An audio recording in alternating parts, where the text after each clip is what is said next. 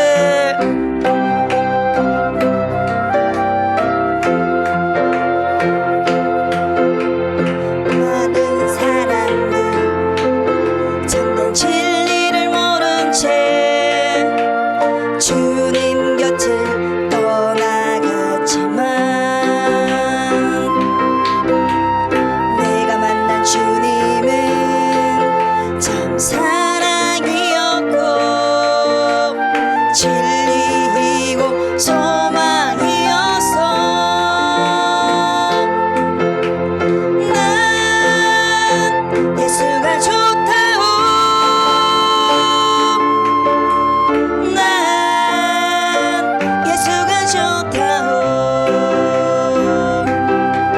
주를 사랑한다던 베드로 고백처럼 1절 많은 사람들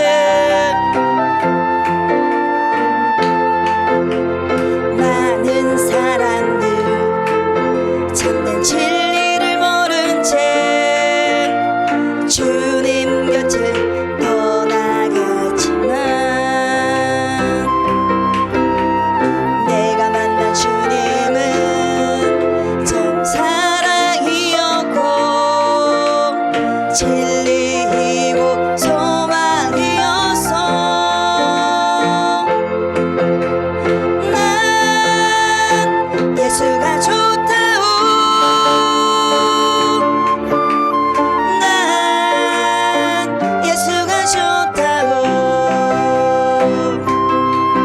주를 사랑한다던 베드로 고백처럼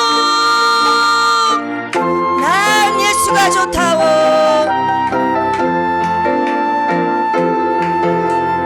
난 예수가 좋다오 난 예수가 좋다오 주를 사랑한다던 베드로 고백처럼 마지막 한 번 더 고백합니다. 난 예수가 좋다오 난 예수가 좋다오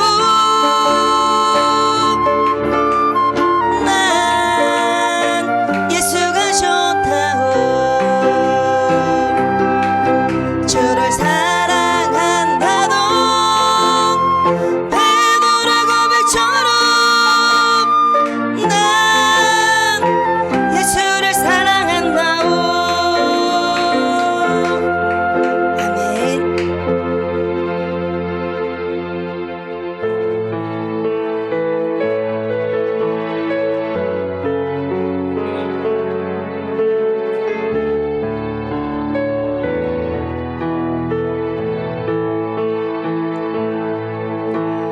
주님 다시 오실 때까지 나는 이 길을 가리라.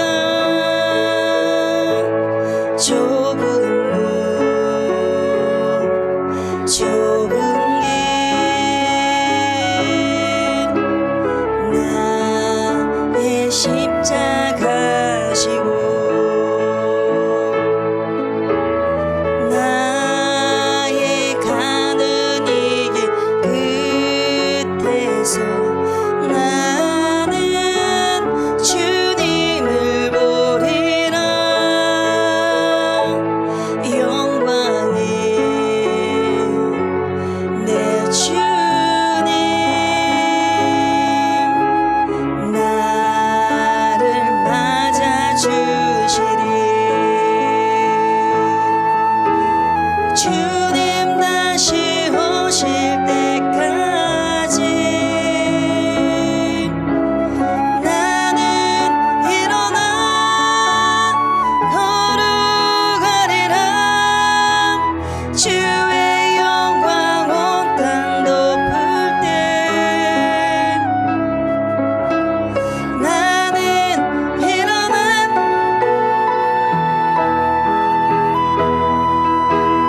내 사모하는 주님 온 세상 구주시라. 내 사모하는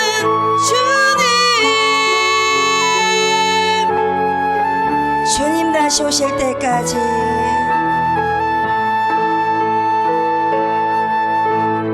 주님 다시 오실 때까지 나는 이 길을 가리라. 좁은 길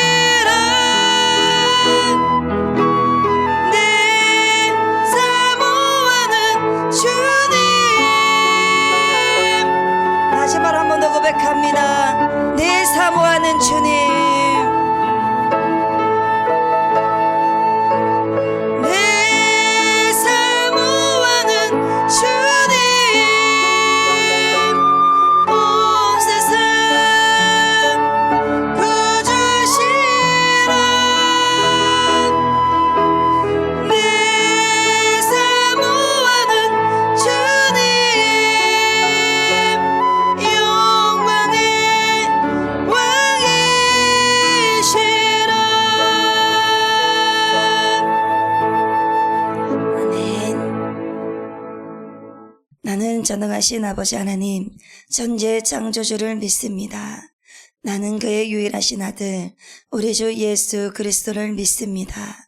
그는 성령으로 잉태되어 동정녀 마리아에게서 나시고 본디오 빌라도에게 고난을 받아 십자가에 못 박혀 죽으시고 장사된 지 사흘 만에 죽은 자 가운데서 다시 살아나셨으며 하늘에 오르시어 전능하신 아버지 하나님 우편에 앉아 계시다가 거기로부터 살아있는 자와 죽은 자를 심판하러 오십니다. 나는 성령을 믿으며 거룩한 공교회와 성도의 교제와 죄를 용서받는 것과 몸의 부활과 영생을 믿습니다. 아멘. 이 시간 전소원 학생 예배를 위해서 대표로 기도하겠습니다. 사랑과 은혜가 풍성하신 하나님 아버지, 오늘도 주님 앞에 나와 함께 예배드리게 하시니 감사를 드립니다. 한 주 동안도 저희를 지켜주시고 학교와 가정 모든 자리 가운데 함께 해주심에 감사를 드립니다. 하나님, 아직 부족하고 연약한 저희들이지만 하나님을 더욱 사랑하고 믿음 안에서 바르게 자라가게 하여 주시고 세상의 기준보다 하나님의 말씀을 먼저 생각하게 하여 주시옵소서. 친구와 관계, 공부, 진로에 대한 고민 속에서도 주님을 의지하게 하시고 힘들고 지치는 순간마다 하나님께서 함께 하신다는 사실을 기억하게 하여 주시옵소서. 또한 하나님 또한 서로를 정죄하거나 비교하기보다 사랑으로 이해하고 격려하는 중고등부가 되게 하여 주시옵소서. 하나님, 저희가 예배를 드리는 것을 당연하게 여기지 않게 하여 주시고 이 시간만큼은 온 마음과 정성을 다하여서 주님께 집중하게 하여 주시옵소서. 찬양 가운데 기쁨을 누리게 하시고 기도할 때 하나님과 더욱 가까워지게 하시며 말씀을 통해 삶의 방향을 바로 세워가는 저희 되게 하여 주시옵소서. 오늘 말씀 전하시는 소윤이 전도사님께 성령의 능력을 더하여 주시고 듣는 저희의 모두의 마음이 열려 말씀을 통해 변화가 되게 하여 주시옵소서. 예배의 처음과 마지막은 하나님께 맡겨드리며 이 시간 홀로 영광 받아 주시옵소서. 감사를 드리오며 우리 구주 예수님의 이름으로 기도드리옵나이다. 아멘. 이 시간 하나님의 영이여 생명의 말씀은 베드로후서 3장 8절부터 14절 말씀입니다. 우리의 영혼을 살리는 생명의 말씀 베드로후서 3장 8절부터 14절 말씀 그 목소리로 교독하겠습니다. 사랑하는 자들아, 죽게는 하루가 천년 같고 천년이 하루 같다는 이 한 가지를 잊지 말라.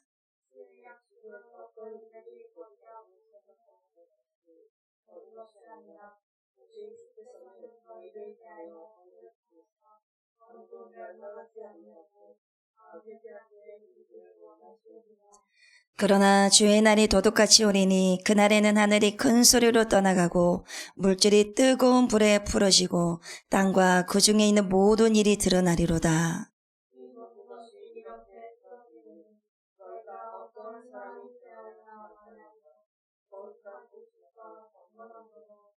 하나님의 날이 임하기를 바라보고 간절히 사모하라.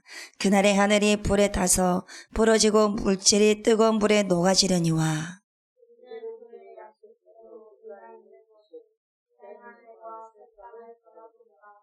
그러므로 사랑하는 자들아, 너희가 이것을 바라보나니 주 앞에서 점도 없고 흠도 없이 평강 가운데서 나타나기를 힘쓰라.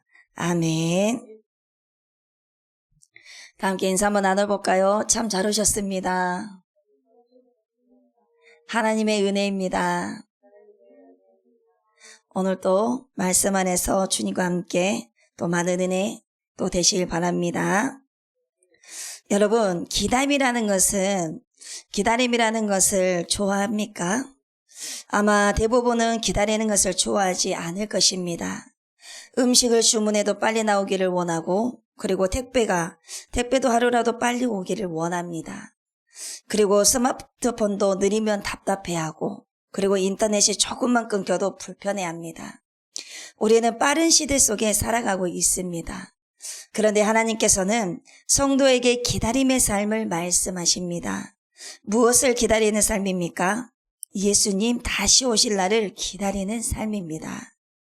성경에서는 이것을 재림이라고 말합니다. 재림이라는 것은 예수님께서 이 땅에 다시 오시는 것을 의미합니다. 예수님께서 처음 이 땅에 오셨을 때 낮고 겸손한 모습으로 오셨습니다. 마구간에서 태어나셨고 사람들의 조롱과 미움을 받으셨습니다. 그리고 결국 우리 죄를 위해 십자가에 달려 죽으셨습니다. 그러나 예수님께서는 죽음에서 끝나지 않으시고 부활하셨고 하늘로 승천하셨습니다. 그리고 승천하시기 전에 제자들에게 분명하게 약속하셨습니다. 내가 다시 오겠다. 그래서 초대교회 성도들은 예수님의 다시 오심을 소망하며 살아갔습니다.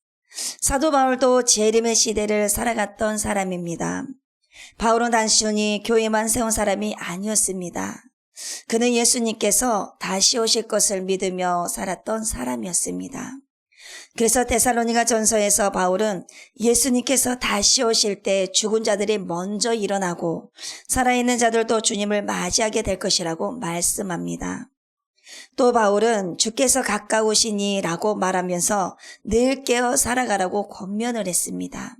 왜냐하면 초대교회 성도들에게 재림은 단순한 미래, 먼 이야기가 아니라 오늘을 살아가는 힘이었기 때문입니다. 핍박을 받고 힘들어도 견딜 수가 있었던 그 이유가 바로 예수님이 다시 오신다라는 그 소망 때문이었습니다. 그 예수님이 다시 오실 그 예수님을 만날 그 소망을 가지고 살아갔던 것입니다. 그래서 수많은 핍박을 이기고 끝까지 견뎌내었던 것입니다. 그래서 억울한 일을 당해도 믿음을 포기하지 않았던 이유가 주님이 다시 오신다라는 약속 때문이었습니다. 그래서 바울도 감옥에 갇히고 매를 맞고 수많은 고난을 겪었지만 끝까지 믿음을 지킬 수 있었던 이유가 바로 여기에 있습니다. 세상이 끝이 아니라는 것을 알았기 때문에 영원한 하나님 나라를 바라보았기 때문입니다. 그런데 시간이 지나면서 사람들의 마음은 점점 변하기 시작했습니다. 예수님의 재림이 늦어진다고 생각하자 믿음이 흔들리기 시작했습니다. 그리고 오늘날 많은 사람들은 재림을 멀게만 생각합니다. 예수님이 정말 다시 오실까? 왜 아직도 안 오시지? 오신다고 했는데 거짓말 아니야? 그런데 여러분, 사실 이런 질문은 지금 시대만 있는 것이 아니었습니다. 초대교회 시대에도 똑같이 있었습니다. 오늘 본문인 베드로후서는 예수님의 제자였던 사도 베드로가 기록한 편지입니다. 베드로는 원래 갈릴리 바다에서 물고기를 잡던 아주 평범한 어부였습니다. 학식이 많은 사람도 아니었고 높은 위치에 있는 사람도 아니었습니다. 하지만 예수님께서는 그런 베드로를 부르셨습니다. 예수님께서는 베드로를 보시고 가능성을 보셨던 것 같습니다. 사람들은 어부 시몬을 보았지만 예수님은 교회를 세울 베드로를 보셨던 것입니다. 베드로는 열정이 많고 다혈질적인 사람이었습니다. 무슨 일이든 먼저 나서는 사람이었습니다. 예수님께서 나를 누구라 하느냐라고 물었을 때도 주는 그리스도시요 살아계신 하나님의 아들이십니다 라고 고백했던 사람도 바로 베드로였습니다. 예수님께서 물리를 걸으실 때 배 밖으로 뛰어내렸던 사람도 바로 베드로였습니다. 예수님께서 잡히시던 밤 칼을 들고 말고의 길을 잘랐던 사람도 바로 베드로였습니다. 하지만 동시에 베드로는 연약한 사람이기도 했습니다. 예수님을 위해 죽겠다고 말했지만 결국 무서워서 예수님을 3번이나 부인했습니다. 심지어 대제사장의 한 요종 앞에서도 베드로는 두려워하면서 나는 예수님을 모른다라고 부인을 했습니다. 그것도 3번이나. 그리고 밖에 나가서 통곡하며 울었습니다. 자신을 돌아봤겠죠. 예수님께서 말씀하신. 베드로는 자신의 실패와 연약함을 누구보다도 깊이 경험한 사람이었습니다.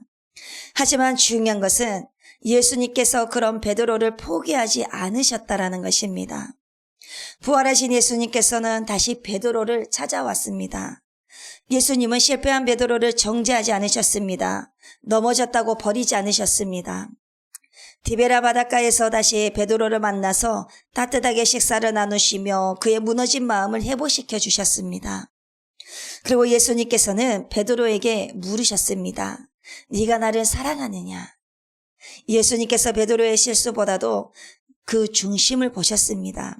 베드로가 얼마나 연약한 사람인지 아셨지만 여전히 그를 사랑하셨고 다시 사명의 자리로 부르셨습니다. 3번 질문하시면서 베드로를 회복시키셨습니다. 네가 나를 사랑하느냐? 네가 나를 사랑하느냐? 베드로야, 네가 나를 사랑하느냐고 이렇게 말씀하셨죠. 그리고 성령을 받은 후에 베드로는 완전히 달라졌습니다. 두려움 때문에 숨어있던 사람이 이제는 수많은 사람들 앞에서 담대하게 복음을 전하는 사도가 되었습니다. 예루살렘에서 복음을 전할 때 하루에 3,000명이 회개하는 역사가 일어나기도 했습니다. 사람이 바뀐 것입니다.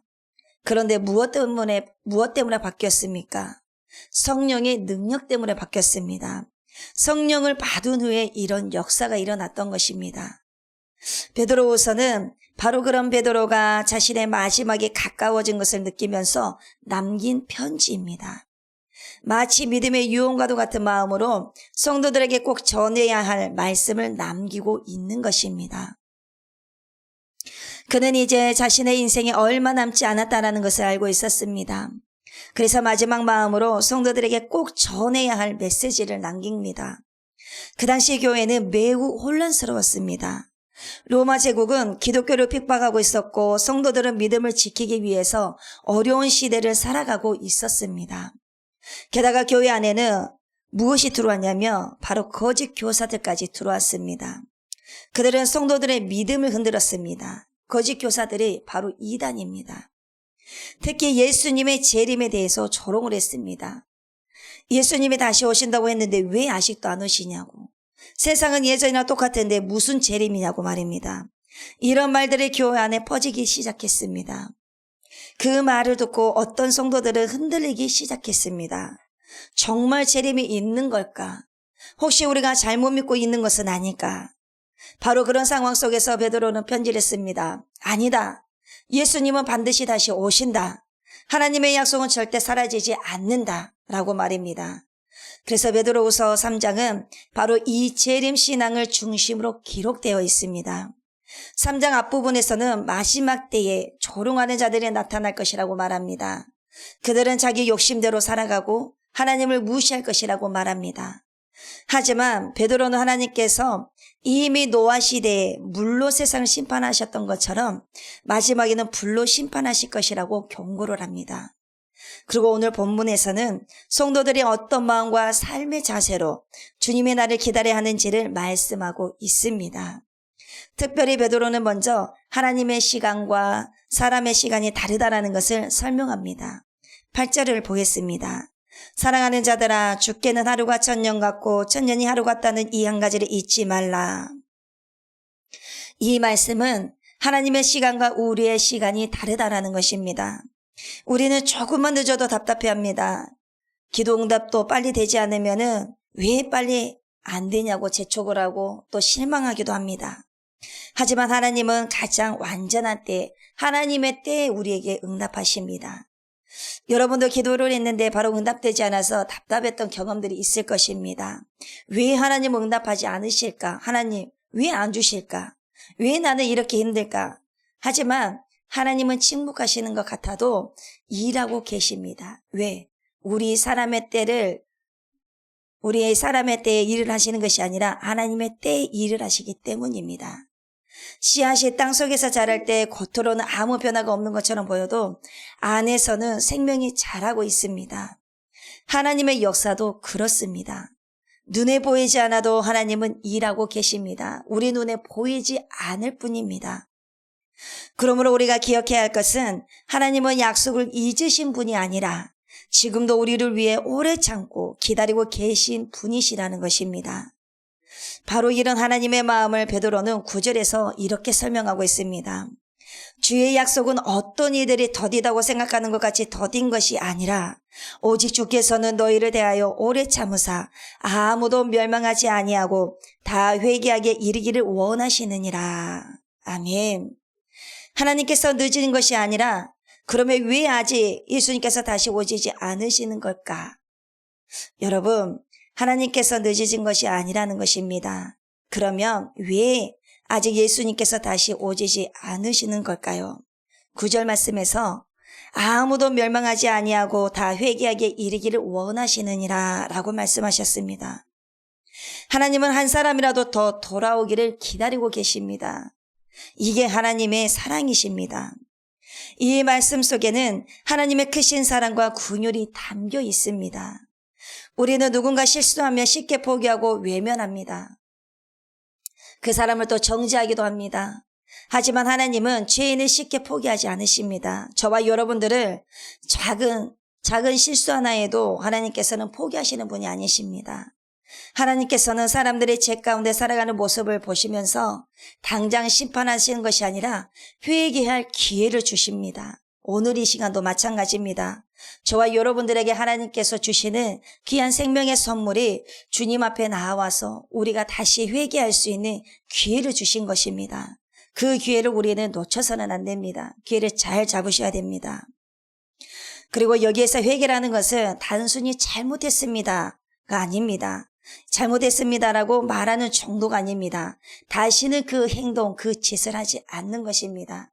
똑같은 잘못된 행동에 대해서 똑같은 잘못된 짓에서 우리가 돌아서는 것입니다. 그래서 삶의 방향을 하나님께로 돌이키는 것입니다. 세상을 향해 가던 삶에서 하나님께로 돌아오는 것입니다. 죄를 붙잡고 살아가던 삶에서 하나님을 붙드는 삶으로 바뀌는 것입니다.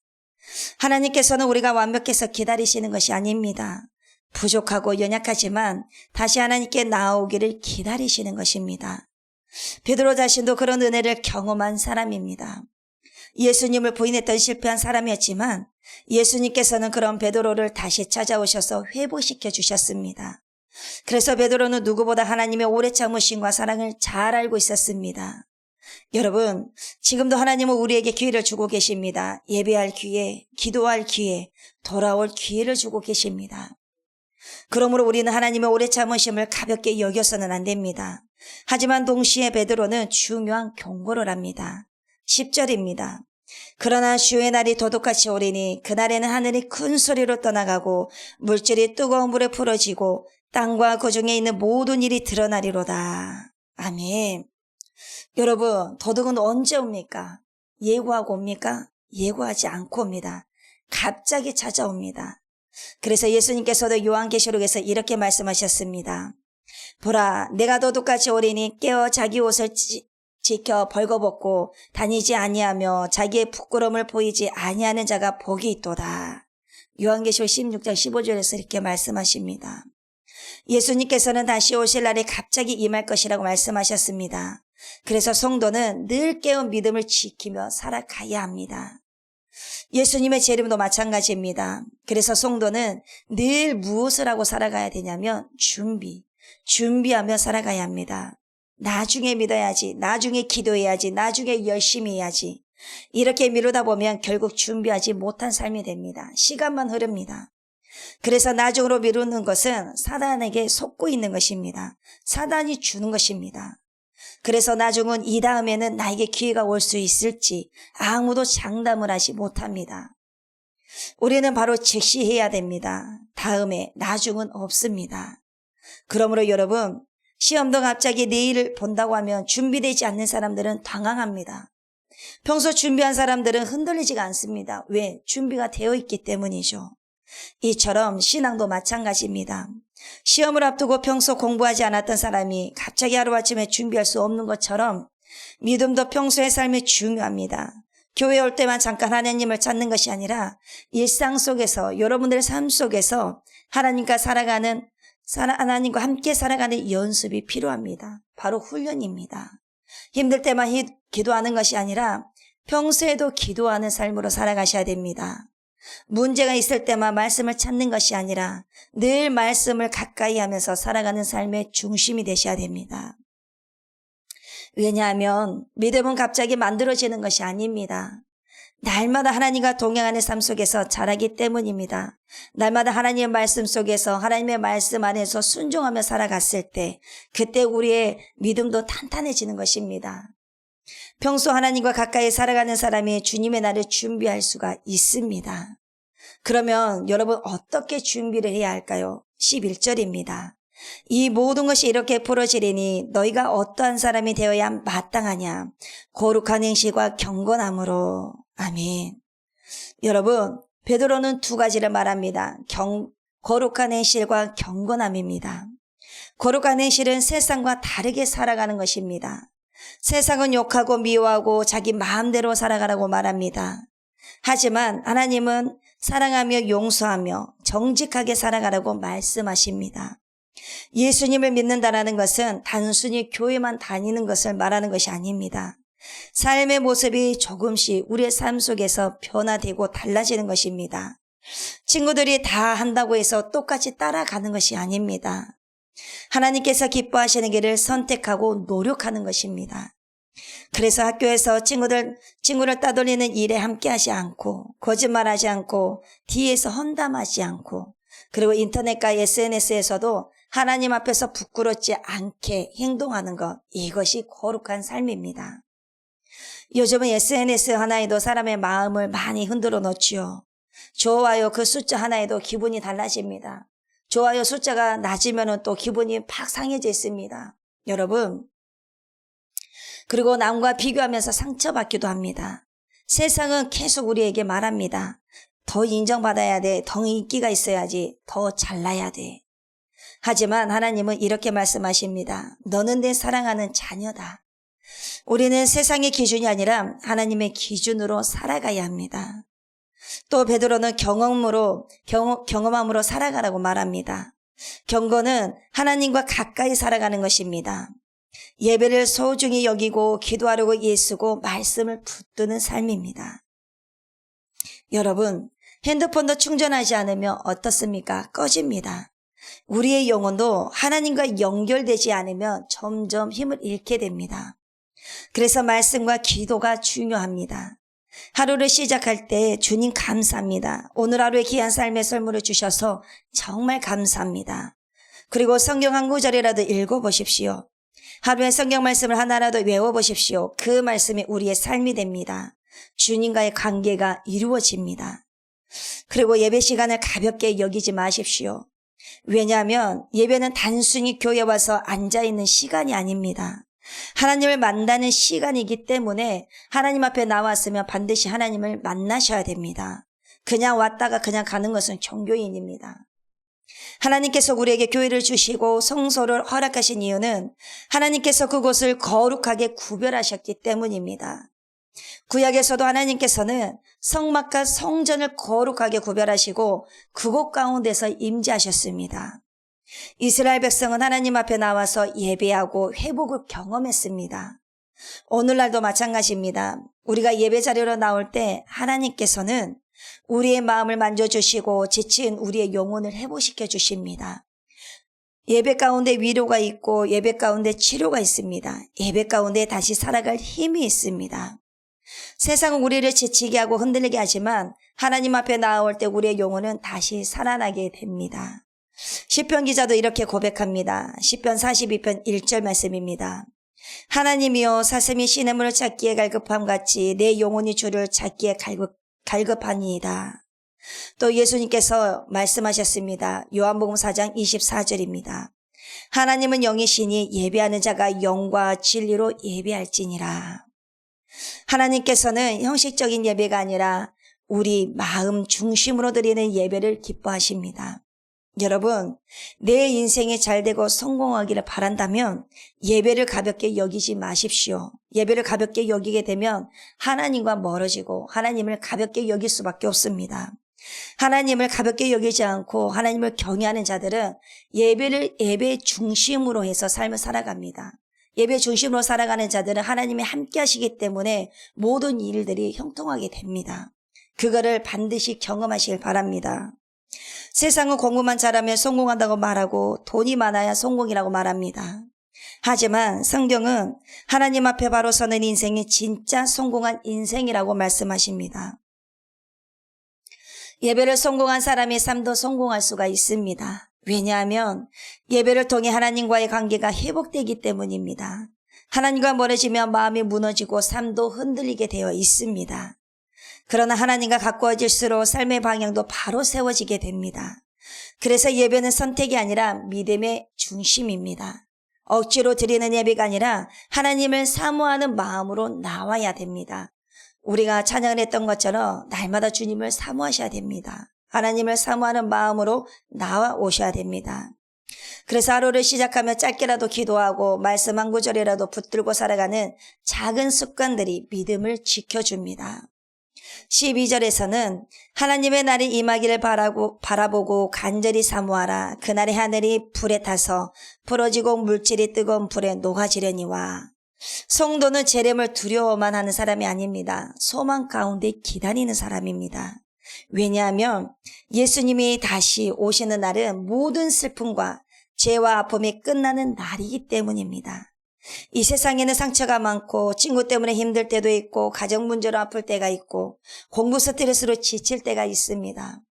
열심히 해도 성적이 마음처럼 나오지 않을 때 낙심되기도 합니다. 친구 관계 속에서 오해받고 상처를 받을 때도 있습니다. 혼자라고 느껴질 때도 있고 아무도 내 마음을 몰라주는 것처럼 느껴질 때도 있습니다. 그러나 여러분, 사람들은 몰라줘도 하나님은 알고 계십니다. 사람들이 이해하지 못해도 하나님은 우리의 마음을 보고 계십니다. 그래서 하나님은 우리를 포기하지 않으십니다. 넘어져도 다시 붙드시고 실패해도 다시 일으켜 세우십니다. 힘들어하는 우리를 끝까지 사랑해 주십니다. 그리고 마지막에는 새 하늘과 새 땅을 준비하고 계십니다. 우리는 그의 약속대로 의가 있는 곳인 새 하늘과 새 땅을 바라보도다. 아멘. 천국은 죄와 눈물과 아픔이 없는 곳입니다. 요한계시록 21장 4절에서는 모든 눈물을 그 눈에서 닦아주시니 다시는 사망이 없고 애통하는 것이나 곡하는 것이나 아픈 것이 다시 있지 아니하리니 처음 것들이 다 지나갔음이라. 이 말씀처럼 하나님께서 준비하신 하나님 나라에는 더 이상 슬픔도 없고 고통도 없습니다. 상처 때문에 우는 일도 없고 두려워하는 일도 없습니다. 죄 때문에 괴로워하는 일도 없는 완전한 하나님의 나라입니다. 그래서 우리는 영원한 하나님 나라를 바라보면서 살아가는 사람들이 되셔야 됩니다. 마지막 14절에서 베드로는 이렇게 권면합니다. 점도 없고 흠도 없이 평강 가운데서 나타나길 힘쓰라. 아멘. 예수님 다시 오심을 믿는 사람은 오늘을 함부로 살 수가 없습니다.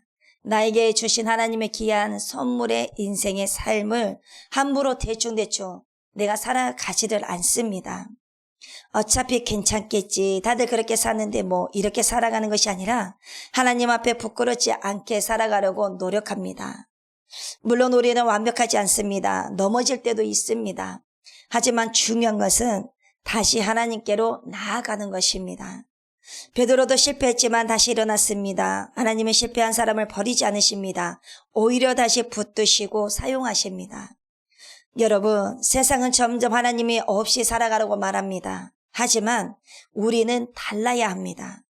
예수님 다시 오심을 믿는 사람답게 살아가야 합니다. 예배를 소중히 여기십시오. 기도를 포기하지 마십시오.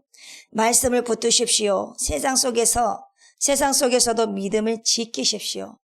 그리고 하나님께서 오래 참으시는 동안 더 하나님께 가까이 나아가십시오. 주의 날은 반드시 오십니다. 그날이 언제인지는 우리는 모르지만 분명히 오십니다. 그러므로 오늘 또 믿음으로 준비하며 살아가는 우리 모두가 되시기를 간절히 바랍니다. 아멘. 기도하시겠습니다. 사랑의 하나님 아버지, 오늘 말씀을 통해 주님의 다시 오심을 기다리는 믿음이 무엇인지 깨닫게 하시니 감사합니다. 세상 속에서 흔들리지 않고 거룩한 행실과 경건함으로 살아가게 하시고 예배를 소중히 여기며 늘 깨어 준비하는 믿음의 삶을 살아가게 하여 주옵소서. 힘들고 지칠 때에도 우리를 포기하지 않으시는 하나님의 사랑을 기억하게 하시고 영원한 하나님 나라를 바라보며 소망 가운데 살아가게 하여 주옵소서. 주님 다시 오시는 날 기쁨으로 주님을 맞이하는 우리 모두가 되게 하시고 중고등부 친구들의 믿음을 끝까지 붙들어 주옵소서. 감사를 드리며 살아계신 예수 그리스도의 이름으로 기도드리옵나이다. 아멘. 이 시간 함께 주님 다시 오실 때까지 찬양하실 텐데요. 오늘 말씀처럼 주님의 약속을 끝까지 믿으며 어떤 상황 속에서도 믿음을 잃지 않고 살아가겠다라는 마음으로 고백했으면 좋겠습니다. 그리고 세상이 흔들리고 힘든 일이 있어도 하나님은 우리를 포기하지 않으시고 주님은 반드시 다시 오신다는 믿음을 가지고 찬양하면 좋겠습니다. 주님 다시 오실 그날까지 믿음 지키며 살아가겠습니다라고 마음으로 함께 찬양하겠습니다.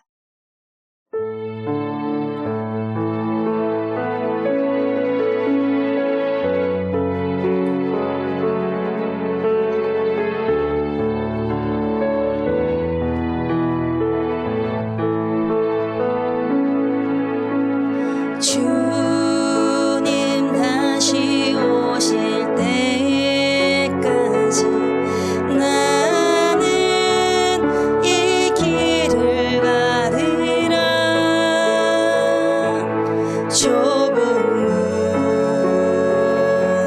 좁은 길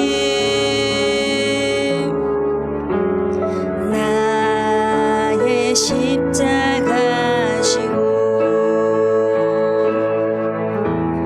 나의 가는 이 길 끝에서 나는 주님을 보리라.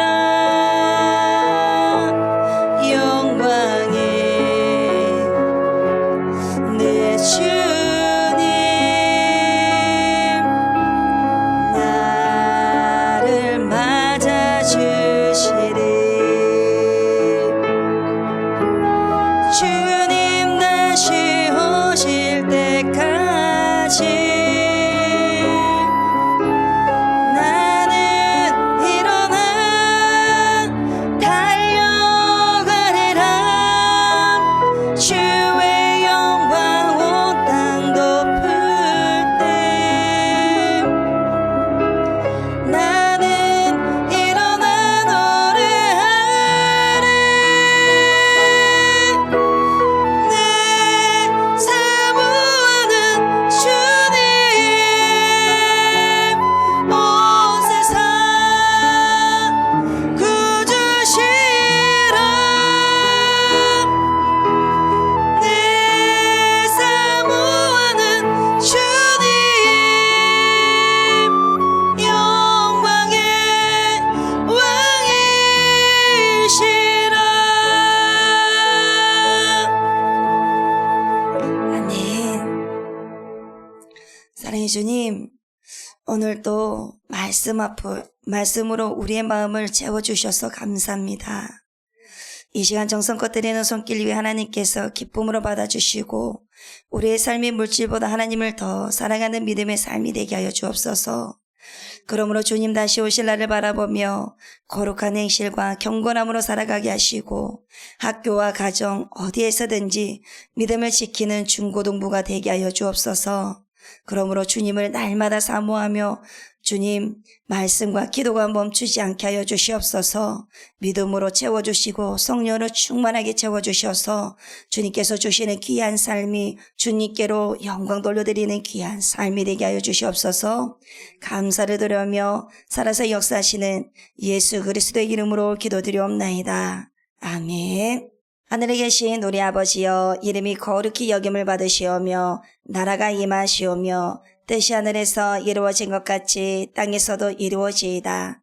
오늘 우리에게 일용할 양식을 주시옵고 우리가 우리에게 죄 지은 자를 사하여 준 것 같이 우리 죄를 사하여 주시옵고 우리를 시험에 들게 하지 마시옵고 다만 악에서 구하시옵소서. 나라와 권세와 영광이 아버지께 영원히 있사옵나이다. 아멘.